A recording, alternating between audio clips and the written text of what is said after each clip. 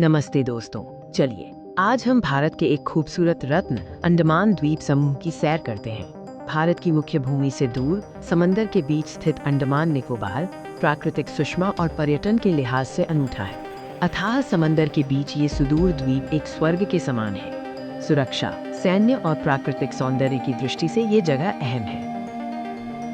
ये है कलकत्ता से लगभग 1300 और चेन्नई से 1250 किलोमीटर दूर स्थित अंडमान निकोबार द्वीप समूह। समुद्र का रंग यहाँ हृदय को गदगद कर देता है। असल समुद्री हरा किसे कहते हैं वो यहीं आकर पता चलता है। दुनिया के सबसे सुंदर समुद्र तटों में से कुछ अंडमान निकोबार में भी हैं। राधानगर समुद्र तट का विस्तार देखते ही बनता है। पहाड़ी, घने वृक्षों का वन, श्वेत रेत का विस्तार और छिछला समंदर निभाता है। यहाँ की लहरें सागर संग अटखेलियाँ करने का आमंत्रण देती हैं। यहाँ लोग बसने के हिसाब से स्वयं को दो तरह से बांटते हैं, सन 42 के पहले और 42 के बाद। प्री 42 और पोस्ट 42 जैसे शब्द सुनाएंगे।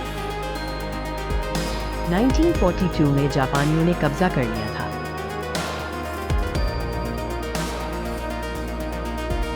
सन 42 से पहले वाले स्वयं को ज्यादा स्थानीय मानते हैं और ये बात गर्व से बताते हैं।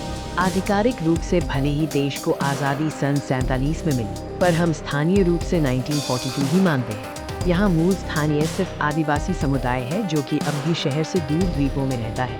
सरकार ने उनकी पढ़ाई लिखाई, स्वास्थ्य सुरक्षा के लिए इंतजाम कर रखे हैं, परंतु पर्यटकों के लिए उनसे सीधे मिलना जुलना मना है।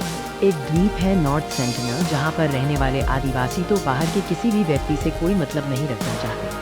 नॉर्थ सेंटिनल द्वीप पर जाना पूरी तरह से प्रतिबंधित है। उनके द्वीप पर जो भी जाता है मार दिया जाता है। नवंबर 2018 में एक अमेरिकन ईसाई मिशनरी जॉन एलन चाओ उस द्वीप तक पहुंचने में सफल जरूर रहा, पर आदिवासियों ने उसे वहीं मार गिराया। भारत का यह हिस्सा अपने आप में अद्वितीय और अनोखा है। स्वराज द्वीप, नील आइलैंड और स्कूबा डाइविंग का मजा लें।